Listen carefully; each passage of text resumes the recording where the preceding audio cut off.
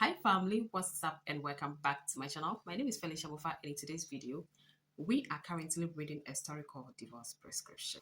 I've forgotten that I'm not live. Okay, so if you are new to this channel, now we are currently reading a story called Divorce Prescription and it's about Adam Alvarez and Celine Tate's misguided love. And I believe you're going to love the story. Trust me, you are really going to enjoy the story. It can resonate with everyday life regarding relationship and marriage. And I believe you're going to find yourself in any of the characters in the story. You're really going to enjoy the story. So if you click this video, believe me, you are not going to regret. But please hit the like button, subscribe to this channel so you get notified anytime I upload a new video. And please share your comments down there. I would love to know what you think about the story. I really love to know. Anyways, my name is Felicia Mufaba. You can call me Alicia. My friends call me Alicia, and I'd rather they call me Alicia. I'm not going to waste much of your time, so let's jump right into the video. All right, so the last time we ended at chapter 137, so we're going to continue from chapter 138. Adam sank back into bed for a moment, his Adam's apple rolling lazily. He hadn't realized before just how coquettish Celine could be. When she used that soft, teasing tone with him, he could feel the muscles in his lean waist lighten instinctively. But he really had to get up. Carefully, Adam pulled his arm free from her grasp and climbed out of bed. He headed into the bathroom and turned on the cold water to clear his head. A moment later, he emerged refreshed, dressed sharply in a black shirt and matching black trousers. So it seems like Adam's favorite color is black. Because if you've been following the story, he's always wearing a black tailored trousers and shirt or suit. So I think his favorite color is black. So guys, what is your favorite color? Let me know in the comments. Okay, I'm not going to tell you mine. It's a secret.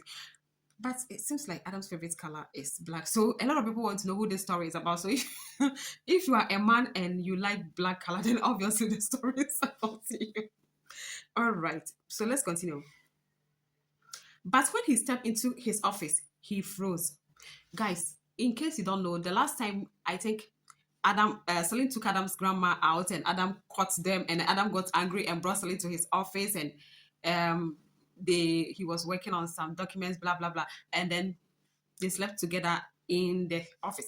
Adam actually have a bedroom in the office, so that's the continuation. All right, so that's when Adam woke up and then he showered and wore his black trousers shirt as usual. But when Adam came back to his office from the bedroom, he froze. Let's go to the next chapter then. It was already 8 a. Sorry. When Adam came back to the bedroom, he froze. Carly was already there. She turned to face him, her red lips curving into a smile. Adam, don't tell me you just woke up. It was already 8 a.m. and Carly was here. She had never seen Adam sleeping so late. Adam paused momentarily, clearly caught off guard by her early arrival.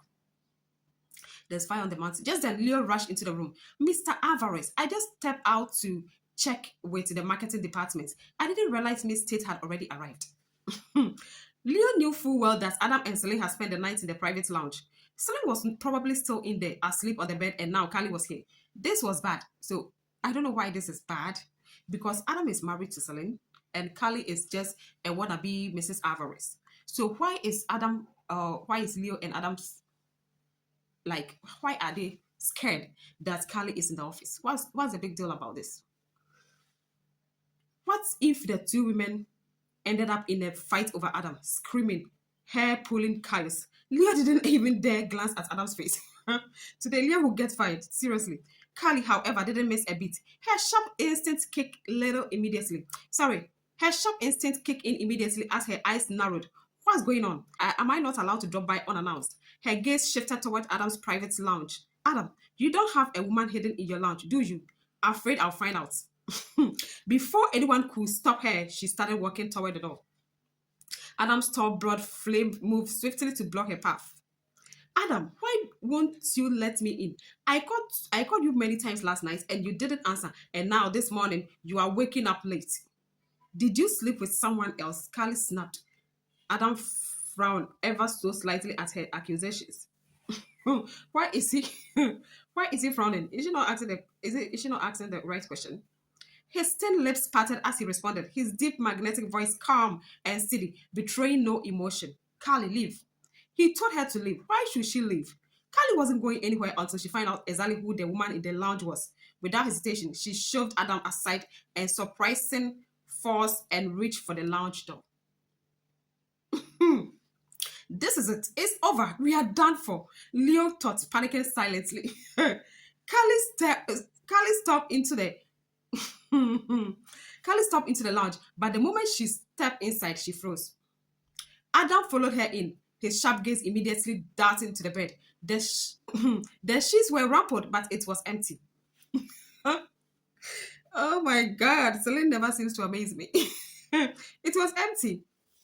Celine was gone. The bed that had held her only minutes earlier was now completely vacant. The lounge was empty, not a soul in sight. Leo, standing just outside, was equally baffled. Where did Mrs. Alvarez go? He wondered. But with the immediate crisis seemingly averted, Leo sprang into action, eager to diffuse the tension. His tone was smooth and professional. Miss Tate, you've misunderstood. Mr. Alvarez, he worked late last night and with an early meeting this morning. A knock at the door broke the moment. A department manager entered, holding a neatly stacked pile of documents. Mr. Alvarez, these are the papers requiring your signature. Callie's fiery doubts began to cool. Perhaps she had been overthinking things. How could Adam possibly have someone else behind her back? Her own insecurities, her fear of losing him had made her jump to conclusions. Callie is so sure of herself. Oh my goodness. A pang of guilt swept over her as she turned her gaze to Adam. Her tone softened, tinged and with regret. Adam, I'm sorry. I leave you to handle your work. I'll leave you to handle your work. Without waiting for a reply, Callie turned and left the room. So Adam's sharp eye followed her retreating figure until she disappeared through the doorway. Then, without a word, he stepped further into the lounge. Celine, has she left? No, that was impossible. She couldn't have simply walked out on her own without being seen. Adam's piercing gaze swept across the room, scanning every corner with precision, and then his eyes landed on the wardrobe. Why Callie thinks she's so smart, but she didn't even think about the wardrobe. Like, that's the first place you should be looking for. That's the first place you should check, the wardrobe. The doors were closed, perfectly still, but something about them felt off. It was as someone might be hiding inside. Chapter 139. Adam reached out and opened the wardrobe door, and there she was. Celine was curled up in the corner of the wardrobe, her small body huddled tightly, her long, silky black hair cascading around her. When the door swung open, her sleepy, doorway-like eyes, still lazy from just waking up, snapped up to meet his, startled like a frightened fawn caught in the headlights. At that moment, she looked so pitiful, so vulnerable. She was like a secret mistress someone might keep hidden away, forced to flee their bed and hide in a closet when the wife barges in unannounced. Adam frowned. Why are you hiding in the wardrobe? Celine blinked, her thoughts still scattered from sleep. She had woken suddenly to the sound of Callie's voice outside. As her surroundings registered, she realized she had been sleeping in his bed in the lounge. She couldn't even remember how she got there. The last thing she remembered was dozing off at the desk. But when Callie stopped in, clearly on the wall path, Celine had panicked and instinctively hidden in the wardrobe. Looking at Adam now, she asked, is Callie gone? He didn't answer. Celine tilted her head slightly, a faint playful smile carving her lips. When I saw Callie coming in, I hid on my own, Mr. Alvarez. Wasn't I good this time? Mr. Alvarez, she's asking you a question. Adam's expression didn't change, but his thoughts flickered darkly. Good.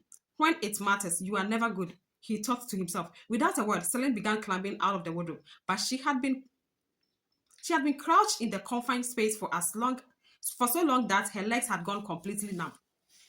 The moment she stepped out, her knees buckled and she wobbled forward, about to collapse onto the carpet. Adam's hand shot out with lightning speed, his long, strong fingers crossing her slender arm. He steadied her effortlessly before she could hit the ground. Celine bent one knee slightly, wincing as she tried to shake the pins and needles out of her leg. Thank you, Mr. Alvarez, she murmured again. Adam's gaze stayed on her. She reached up, brushing a lock of hair behind her snow white ear. It's supposed to be snow white ear. The delicate curve of her profile catching the light. Her lips pressed into a thin line before he finally spoke, his voice low and measured. Next time something like this happens, if the man hasn't told you to hide, there's no need for you to hide. Got it? If the man, imagine Adam calling himself a man. Celine's long lashes fluttered slightly at his words. So Adam thinks he's a man. Did he think she wanted to hide? She was the real wife. Carly was the mistress here, not her. And yet, crouching in that wardrobe, feeling pathetic and ridiculous, had left her shaking. It was afraid Carly would hit her. She was afraid. So many spelling mistakes. She was afraid. She muttered. Adam let out a low, sarcastic laugh. You think you can't beat her? The memory of Celine pinning Elijah to the ground and beating him senseless was so vivid in his mind. The idea that she couldn't handle Carly, that was hard to believe.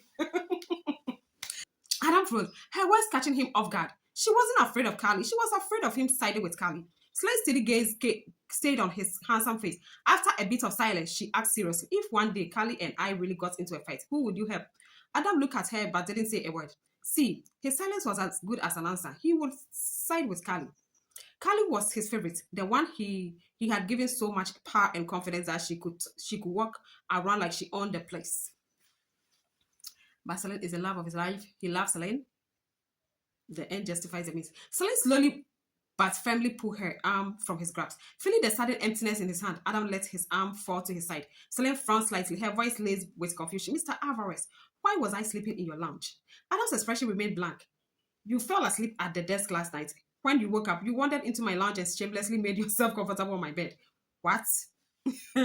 Celine gasped softly, her eyes widening in shock. Was that something she had done? So last night, did I sleep alone or did I sleep with you? Her gaze brimming with unanswered questions betrayed her genuine struggle to recall how she had clung to his neck and snuggled into his arms. Adam, noticing her apparent amnesia, decided it was best to let her go. To let it go. After all, last night had been nothing more than an accident. A mocking smirk curved in his lips. Celine, what exactly are you hoping for? Did you think I would sleep with you? No, I slept on the couch. Celine fell silent.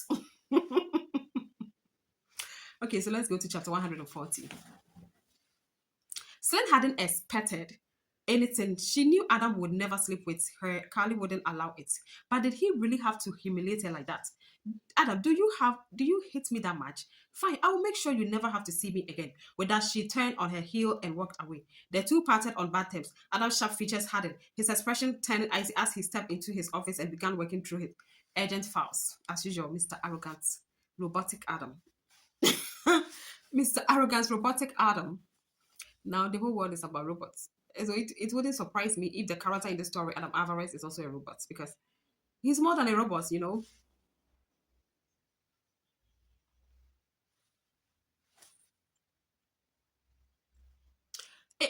It wasn't long before Kali burst in. Adam, when are we heading to Yoru University? Dr. C is giving a lecture there today and we will finally get to see what she looked like. Kali had a long congenital heart condition and Dr. C was her only hope.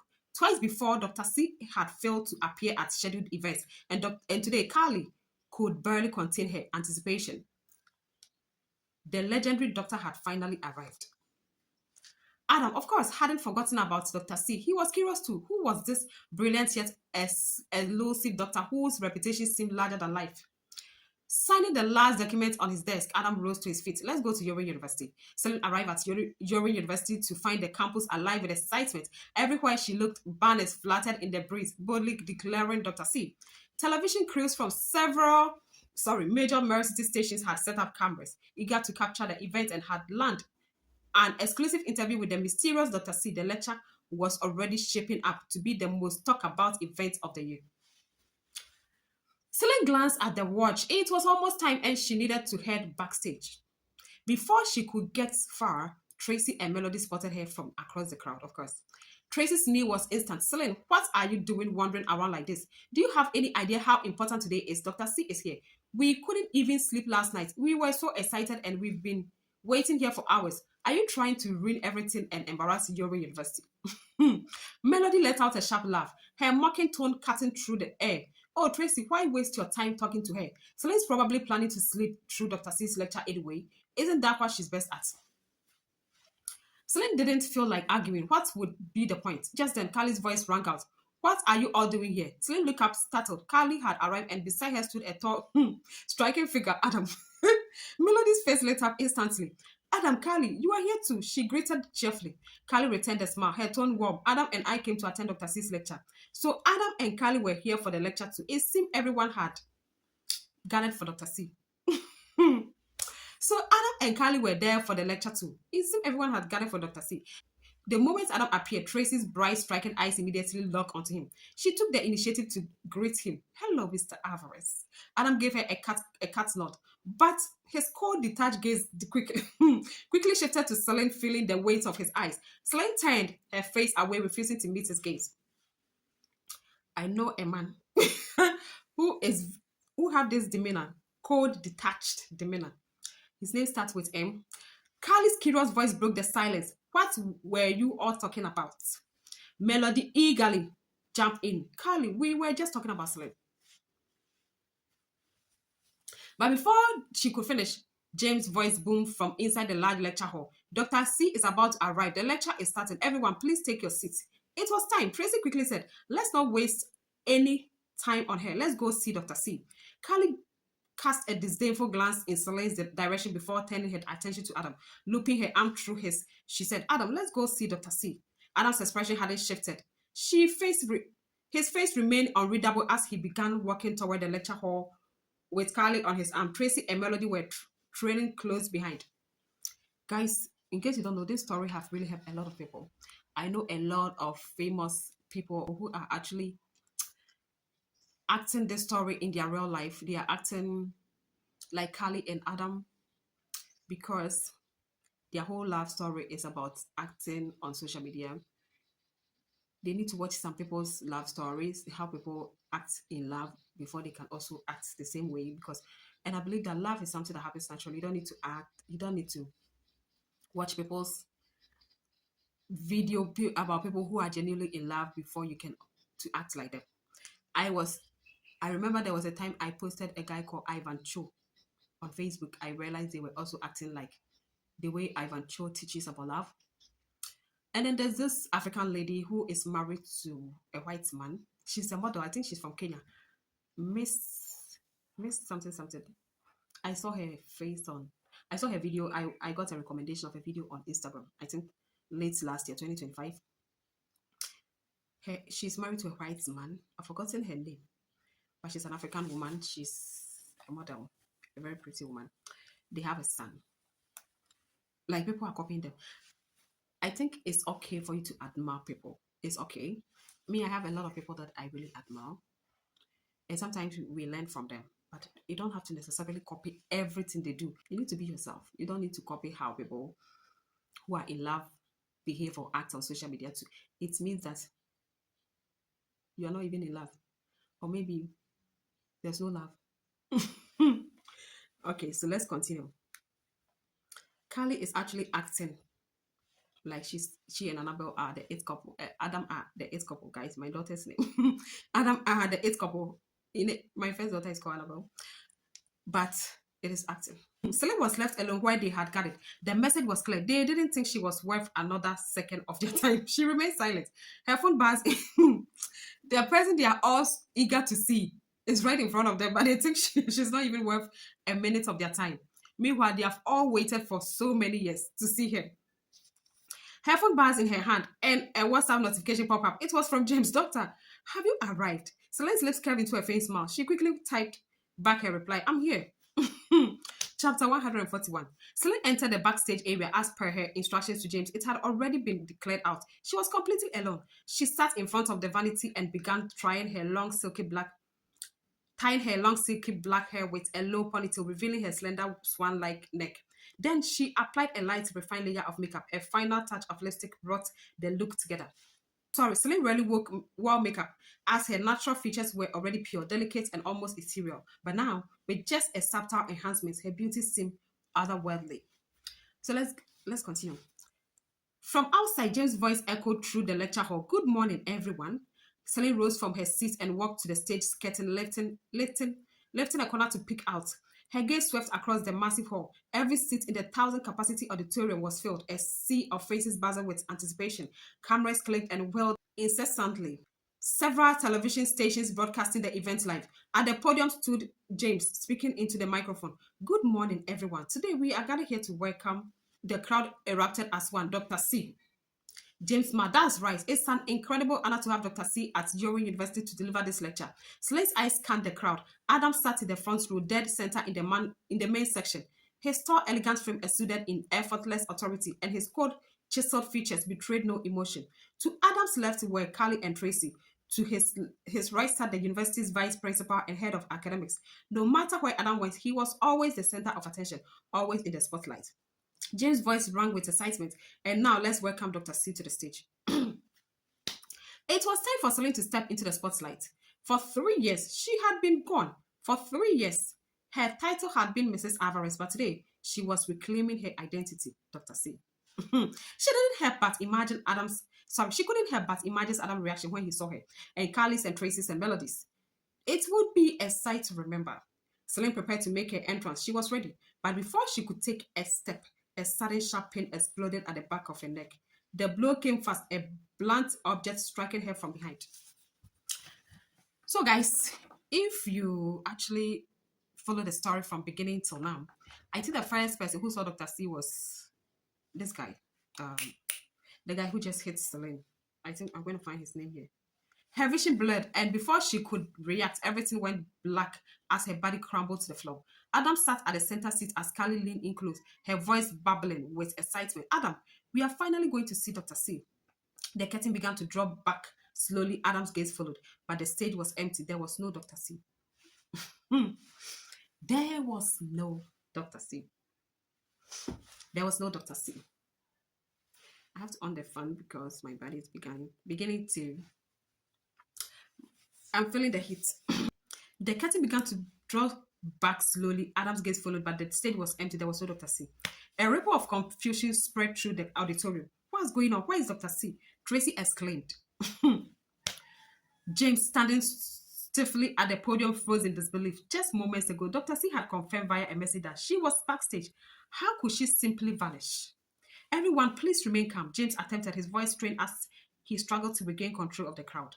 But his words did little to stem the chaos. Murmurs rose into panic whispers, and the audience buzzed with speculation. Amid the commotion, Adam's phone lit up. He glanced at the screen. It was Haley. Excusing himself, he stood and walked briskly out of the lecture hall. The moment he answered, Haley's panicked voice cut through the line. Adam, something is wrong. Celine is in trouble. Adam's features darkened instantly, his thin lips pressing into a line. What happened to her this time? just listen to that. What happened to her this time? Like it's like she's always looking for trouble. So every day something happens to her. Can you imagine that? It's just. I just saw Celine. She was knocked out and taken away. I couldn't catch up to the car, but it was Elijah's men. So this is the guy I'm talking about. He's the first person who knew Celine was Dr. C because, like you, he just abducted her right now when she was about to expose herself. Elijah has taken her. What? Elijah had taken her not long ago. She had been abducted by that scumbag Larry, and now she was in the clutches of notorious playboy Elijah. How many men does she have chasing after her? Oh my goodness. A wave of frustration frightened Adam's chest. Trouble seemed to follow Celine like a shadow, dragging him into chaos time and time again. Adam, you better find Celine fast. I swear, Elijah seems very interested in her. If you don't act quickly, she might get stolen from under your doors, Haley continued. She had seen Celine being forced into the car and hadn't wasted a second before calling Adam, desperate to warn him. Adam didn't respond. Ending the call, he slipped the phone back into his pocket just as Leo approached him. Mr. Alvarez, should we look down the roads like we did last time? Oh my goodness. Adam's expression. Imagine if you're married to a man as powerful as Adam. When I say powerful, I think we all know the powerful men in the world. For instance, okay, I'm not going to mention names, okay? So just imagine that. And your wife is in trouble like this. Oh my goodness. No matter where she is, he will find her. So that's what the kind. So all the people who are so desperate to know who this story is about, I think you're all going to guess, right? Who do you think could be the most powerful man in the whole world? Okay. So let's continue.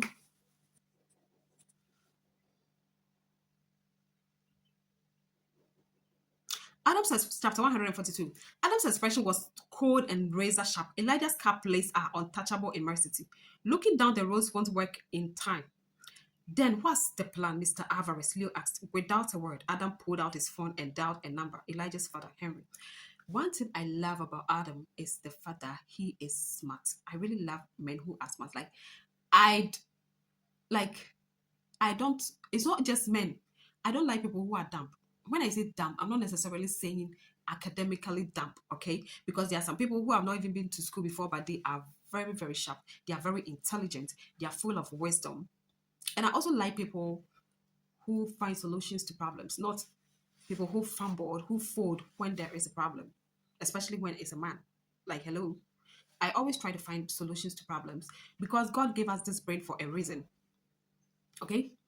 God gave us this brain for a reason. Although God is the one who fights our battles for us, but there are certain things that you should actually find a solution to. It's not everything that you fold your arms, okay? There are certain things that you know that this you have to do it yourself, right? So one thing I love about Adam is the fact that he is very sharp, like intelligent, but dumb at the same time. Dumb at the same time for the fact that he still can't see that Carly wasn't the woman who saved him from the whatever. I think we all know what the story is about. So if you people are wondering if this is a true story, even if it's a true story, it wasn't written the same way it happened in the true story. It could be a fiction, it could be an epic story. So take it however you want to take it, okay? Let's continue. The Alvarez family and the Zander family shared long-standing ties, and by custom, Adam was expected to address Henry as Uncle Henry. The call connected almost instantly, and Henry's voice came through. Adam, what an unexpected call. What is the occasion? Adam's grip on the phone tightened, his tone cutting like steel. Your son just kidnapped someone who belongs to me. Think carefully. Does he have any private villas in the suburbs? Meanwhile, in a private villa on the outskirts of the city, Celine's eyelids fluttered open. She quickly became aware of her surroundings. A Lazarus oversized bed beneath her and the ornate decor that adorned the space. Where was she? Her pulse quaking as she shot upright, her body taut with alarm. Celine, you are awake. A man's voice pierced the silence. Her head snapped in the direction of the voice, her eyes locking onto Elijah. Her pupils narrowed instinctively. Elijah, what are you trying to do?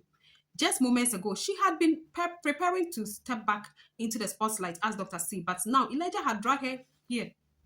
Elijah smirked. What do you think I'm trying to do? The other day, you humiliated me and beat me so badly in front of everyone. Don't you think it's time I even the score? So the guy still haven't accepted defeat. He still haven't accepted defeat, so he came to take revenge on Salim. Elijah was a man unaccustomed to disgrace, of course. The humiliation she had dealt, okay, it should have been the humiliation he had, not she had. The humiliation he had dealt him still burned. Okay, then it's correct. That the humiliation she had dealt him still burned. And he wasn't the type to forgive, obviously. He had been waiting for this opportunity to make her pay. Celine's hand inched subtly toward her waist, her instincts kicking in. This time, Celine doesn't. She didn't bring her needle there. But as her fingers brushed the fabric of her dress, her expression faltered. Damn. Earlier, while changing backstage, she had chosen a sleeveless white dress. She hadn't thought to bring her silver needles on her medicinal powders. Okay. Elijah suddenly eased himself down onto the edge of the bed beside her. Celine, I'll give you two options. First, you kneel and apologize to me. Second, his gaze lingered on her face, taking in her delicate features. With makeup, Celine looked radiant and breathtaking, enough to stir his heart. Can you imagine that? Celine instinctively shifted back, putting as much distance as the bed allowed between them. And the second option she asked, she obviously know now. Elijah's lips curved into a slight smile. Second, you become my girlfriend. If you agree, I'll get what happened. I'll forget what happened that day. Your little win can just be chalked up to a lover's part. He dared to ask her to be his girlfriend again. I will never be your girlfriend, she declared firmly, her tone resolute. Elijah's expression hardened instantly. Celine, don't act like you don't know what's good for you. Do you have any idea how many women will kill for the chance to be my girlfriend? Well, if you have so many fishes in the sea, why are you after this particular fish? Why don't you go and catch all the fishes in the sea? Celine didn't bother answering. Without another word, she climbed off the bed and darted toward the door. but she didn't make it far. Elijah grabbed her arm in one swift motion and shoved her down onto the bed. Celine, if I can't have your heart, then I'll take your body instead. Okay, pinning her down beneath him, Elijah began tearing at her clothes. No, let me go, Celine screamed, struggling with all her might. Her nails raked across his neck, leaving a deep bloody scratch. She was fierce. Her defiance seemed to fuel him further, his blood boiling with exhilaration. With a sharp glare, he raised his hand and struck her hand across the face. Celine's vision blurred as the slap rattled her senses. The metallic tank of blood poured in her mouth, a thin trail dripping from the corner of her legs. Elijah tore his shirt over his head in a heartbeat and unbuckled his belt with the same urgency. The pale glow of her flawless skin, the delicate curve of her bare arms, and the long, slender lines of her legs set his pulse hammering. Damn it, he thought. He had been with plenty of women, but something about Celine was different. She was exquisite and irresistible. Without hesitation, he grabbed the hem of her dress and pushed it upward. Celine, I really like you. Just be mine already, he murmured. Celine screamed tore through the room, sharp and unrelenting. Celine was truly terrified, like any girl facing such a violation. She couldn't keep calm. She was shaking uncontrollably. Let me go. Get off me. She screamed, her voice raw with desperation as she struggled to think of a way to fight back. Suddenly, the door burst open with a thunderous bang. So, guys, this is a telenovela. Imagine Angelica Boyer playing this role as Celine, and her husband, Sebastian Rulli, also playing the role as Adam Alvarez, although I think Sebastian Rulli is not as dumb as, as dumb as Adam. So, it will be such a nice, this should be a telenovela. I told you guys, either Paula Nunez or I think Paula Nunez and I've forgotten this guy's name. I follow him on Instagram. They acted this telenovela called Queen of Hearts, one of my favorite novellas. I follow him on Instagram. I just forgot his name right now. Let me go to Instagram right now. Hold on. Instagram. Let's go and see who is on Instagram. Let me see if he has a reel here. Yesterday I saw his reel. Paula Nunez and this man, or Adam Alvarez, or Angelica Boyer. I don't know if I mentioned her name correctly. Her name is Angelica Boyer. She's one of the beautiful actresses in Mexico. Oh, forgotten. I don't think he have posted any role here. I saw his role yesterday, but anyone could act this role, okay? But this story is more of a novel, like a telenovela, okay? Because the episodes are long. But it could be an American series with like season 1, season 2, you know. That would be cool. So let's continue the story. Suddenly, the door burst open with a thunderous bang, kicked in with enough force to rattle the walls. Adam had arrived.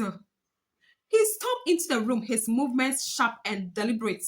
Without hesitation, he seized Elijah and tore him off Celine. Then Adam's fist came crashing down on Elijah's face. Elijah hit the floor, but Adam didn't stop. A second punch landed, then a third, each one harder than the last. Oh my goodness. By the time Adam stopped, Elijah's face was a mask of blood. It's still not enough for me. Adam, Celine's voice trembled as she called his name. Adam dropped Elijah and turned toward her. She had sat up on the bed, but her entire body quaked with fear. A vivid red handprint mirrored her right cheek, and the swollen skin was a stark contrast against her pale complexion. Her dress was bunched up high, exposing her legs, mottled with angry and red marks where Elijah had grabbed her. She looked like someone who had been ruthlessly violated. The image of Elijah on top of her, the one he had walked in on just moments ago, flashed across Adam's mind again, and the veins throbbed with rage. So why is Mr. Alvarez filled with rage? Why? Why is the arrogant man filled with rage? He took a ragged breath, his voice low as he said, "Did he touch you?" Oh my God. So that's the most important. Adam will die. Adam will die if Elijah touched Celine. Anyways, a lot of people are asking when the story is going to continue. So the writer wrote this story 3 years ago. 3 years ago, and it's almost about 1,200 chapters. Guys, writing just 60 chapters of a story can take you a year. So you should applaud the writer. Writing 100 and 200 chapters, sorry, 1,200 chapters in 3 years is not a joke. Trust me on this, it's not a joke. It takes a lot of time, a lot of thinking, a lot of imagination to be able to write a story. To be able to write a story, you have to be imaginative. Sometimes people write from their experience, but even if your experience, you cannot just write your experience. You need to add something to it, some touches to it to make it look perfect. So you should applaud the writer, okay? Writing 1,200 chapters in 3 years is not easy. It's not. So the story continues. Give the writer time, okay? You need to think. You need to imagine. Although I think Celine shouldn't end up with Adam Alvarez, after all that he put her through. I understand that Adam didn't know Celine was actually the woman who saved him from whatever. But then there are certain things that Kali made Adam do. No matter what, Adam shouldn't have done it. Okay, sorry. No matter how he thought he loved Kali, he shouldn't have done that on Kali's behalf. So I think he knew what he was doing. So Celine shouldn't give him a second chance. Although I believe every human being, it's my policy in life, I believe that every human being deserves a second chance. Celine wide, tear-filled eyes turned to him. No, he didn't. Are you sure? Let me see. Adam demanded, his tone sharp. He felt the weight in his chest ease slightly when Celine said Elijah hadn't touched her, but the anger inside him still burned hot. His face curled, itching to land a few more punches on Elijah. Although whether Adam loves Celine or not, I don't think any human being should justify sex violation or rape. It shouldn't be justified. Never. It should never be justified, okay? Never. So I believe it's normal for Adam to react in that way. Like, just imagine someone maybe a sister or a mother, someone you care about. Imagine someone taking them forcefully. So it's normal for Adam to react that way. But there are some people who don't care. There are some people who don't care, who will never imagine what the person might have put you through. They don't care. They don't care whether you were assaulted, whether you were sexually violated, whether you were raped. They don't. Because they are not human beings. They only care about themselves. Like, he raped you, so what? But there are also human beings who have feelings, who have empathy, who are normal human beings who feels, that understand that a woman shouldn't be taken forcefully. His face curled, itching to land a few more punches on Elijah. But before he could move, Celine wrapped her arms tightly around him. Adam, stop, please. I just want to leave. Take me away from here. Elijah lay sprawled on the carpet, his face smeared with blood, his dull, unfocused eyes staring into nothingness. If Adam didn't stop now, something irreversible would happen. Of course. Who cares? With a sharp inhale, Adam forced himself to hold back. He took off his black coat and carefully draped it over Celine, wrapping her completely in his protective weight. Then, without a word, he scooped her from into his arms. He scooped her from into his arms and carried her out. Half an hour later, the sleek Rolls Royce Phantom pulled into the driveway of Westwood Villa. Adam stepped out, still cradling Celine, and strode directly to the master bedroom. Inside the air-sealed bedroom, he gently placed her in the spacious bathtub. Reaching over, he turned on the hot water, letting it flow into the tap. Celine's body was icy cold, her pale skin drained of life. It wasn't until the warm water began to wrap around her like a soothing balm that a faint flush returned to her cheeks. Adam's deep, cutting voice broke the silence. You put on... Can you imagine that? You put on makeup. Celine looked up at him. His lips rolled Oh, sorry. His sleeves rolled up to reveal his strong forearms and the gleam of an expensive watch. His tailored black trousers still slightly damp at the hems. The soft champagne glow of the bathroom lighting cast him in a striking contrast, every inch of him exuding the quiet power of a man who was always in control. Adam, Celine just went through this and you are asking her that she puts on makeup. Like, hello. But it's okay. He's trying to be funny. He wants to do something to make Celine laugh, you know. But his eyes told a different story. They burned with restrained anger and a trace of mockery. Let's stick to. Oh my God. Celine opened her mouth, her voice barely above a whisper. I. Adam's hands dropped to his hips as he stared at her. Frustration sharpening his words like a blade. Dr. C was giving a lecture today. Every single student was going to be there. Why did you dress up like this? Who do you think Elijah would target if not you? Can you imagine that? Is he trying to justify Elijah for trying to assault her? Celine stayed silent. Her mind was still spiraling, her heart shaken by the weight of what had just happened. As her thoughts settled, a surge of injustice rose within her. Her eyes reddened, tears pooling until they spilled over, large droplets streaming down her cheeks. She began to cry. Adam froze and his tall frame went rigid. Hey, Celine, why are you crying? Don't think you can cry a few tears and expect this to be over. Her tears fell, heedless of his words. Chapter 144. Celine's tears kept falling on one after another, splashing softly into the bath water. All you ever do is yell at me. What's so wrong about me wearing makeup? What's so wrong about putting on lipstick? Kylie wears makeup and lipstick every single day and you never yell at her. If she were the one kidnapped, would you probably be holding her, comforting her? Sorry, if she was were the one kidnapped, you will probably be holding her, comforting her, calling her your baby. But you just hit me. Why do you hit me so much? Her words broke up apart into choked cries. She was trembling now, her delicate shoulders shaking with each unsteady breath. Her tear-streaked face, red-rimmed eyes, flushed nose, and skin glistering with tears, looked impossibly fragile, as though she were made of water, dissolving into the streams that poured from her eyes. Adam's expression shifted at once. Without hesitation, he knelt on one knee beside the tub. Celine, stop crying.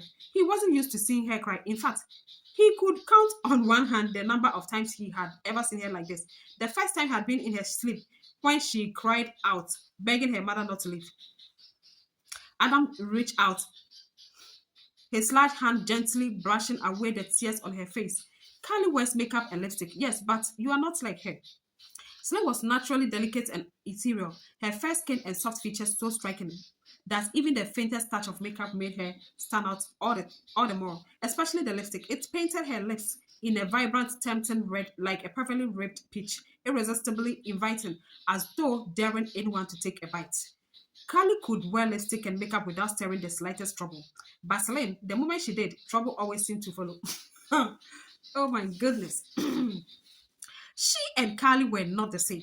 No matter how gently he tried to wipe her tears, they only fell faster. Her large, watery eyes locked onto him, blazing through the tears with a defiant, almost childlike fury. You are just biased. Carly is perfect at everything, and I'm just terrible at everything. Adam had never comforted a crying girl before, and now he felt completely out of his depth. Why were there so many tears? He softened his tone, his deep, magnetic voice dropping low and husky as he tried to apologize. Celine, stop crying. I'm sorry, okay? I shouldn't have yelled at you. Is that better? Can you imagine? So he's acting. You are trying to comfort her and now you're asking her if it's better. It means that you're pretending, right? But the tears didn't stop. They kept streaming down her face. Anna, why do you hit me so much? The thought echoed in Celine's mind. She leaned forward in a sudden burst of frustration, gently bit down on his strong wrist. It wasn't hard, not enough to cause him pain. Adam didn't say anything. If beating him would stop her tears, so be it. He had let her. After a moment, Celine released him. She sniffled, her red rose twitching slightly as she looked up at him. Did it hurt? Celine too, she can also act like a child. Adam wasn't sure how other men might feel about having a girlfriend like her. A girl who would bite you out of frustration, only to feel guilty afterward and timidly ask if you were hurt. He didn't know about other men, but he knew this. At that moment, his heart felt like it was on the verge of melting. In truth, Adam had always known that Celine was trying to seduce him, and if he was honest with himself, he didn't mind. Can you imagine? So the innocent man is not, they didn't care if Celine was seducing him. Hmm.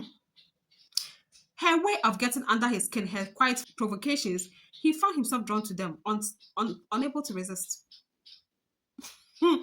Can you imagine?